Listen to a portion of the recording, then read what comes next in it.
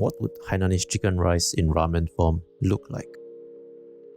I think chicken rice works better as a Tsukemen, dipping noodles that are more popular during summer in Japan, because dipping and slurping is considered a cooler way of eating. When eating chicken rice, it is common to drizzle a very generous amount of sauce over your plate. The dipping broth for Tsukemen also happens to be very similar to the sauce that is poured over chicken rice. Here is how the way of ramen makes a dipping broth for Tsukemen. 2 tablespoons of tare into the bowl, 1 tablespoon of the garlic oil, some green onions, and 200 milliliters of the Tonkotsu-Gyokai soup. Top it with a little bit of red pepper powder. And here is how Spice and Pans makes the sauce for chicken rice. 1.5 cup of chicken stock, 1 teaspoon of sugar, 2 tablespoons of sesame seed oil, 2 tablespoons of soy sauce. In both, you have a soy sauce component, an aromatic oil, and a stock. The question then is, how do you retain the defining taste of a good plate of chicken rice? The chicken stock infused rice. It's actually quite simple. We'll be making rice noodles from scratch using chicken stock instead of water. A disclaimer, this video isn't meant to be a recipe, but it's more like a documentation of an experiment. Measure out 200 grams of rice, give it a good rinse, and cover it with water. We're leaving this to soak in the fridge overnight. The next day, take out all your ingredients for Hainanese chicken rice. We'll be using Liaw's recipe as a base here. First, we'll be making the chicken stock. Chop off the top half of the spring onions. This will be going into the chicken stock. Reserve the bottom halves for the spring onion ginger oil later.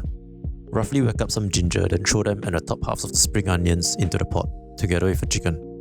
Fill the pot with water until the chicken is roughly covered and simmer. I had some chicken bones lying around, so I threw those in as well.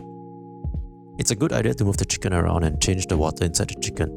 Using chicken hooks work great here. Just don't use metal tongs like I am here since it will destroy the skin. But it is what I have.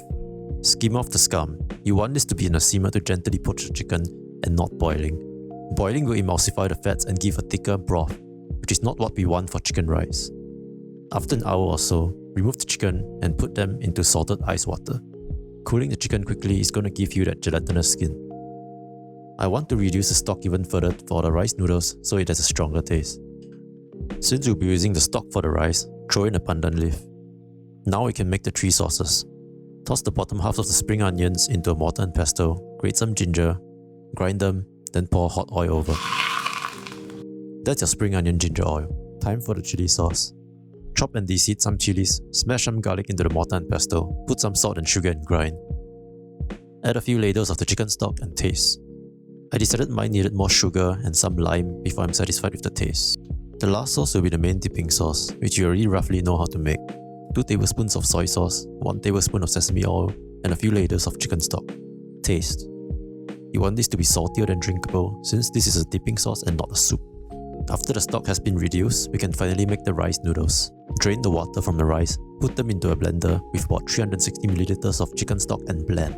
Strain it and we should get a milk-like consistency from this. Heat up a steamer, oil and preheat a tray for a few minutes. Then pour the batter over and steam for 2 minutes. It's time to check if our experimentation was a success. Let the noodle rest for 15 seconds and try to scrape the sides up and roll it up. Our noodle here is a bit too crumbly and isn't textured quite right. The science of rice noodles is actually a bit complicated and we don't really want to dive too deep into that right now. Chinese Cooking Demystified addresses some of the issues in their recipe for Cheung. So here's what we're gonna do as a cheat. Non-traditional methods for making Cheung and Vietnamese rice noodles often mix tapioca starch, cornstarch or some other kind of starch to attain a desired texture for the noodles. A couple spoons of potato starch, mix it all together and steam it again.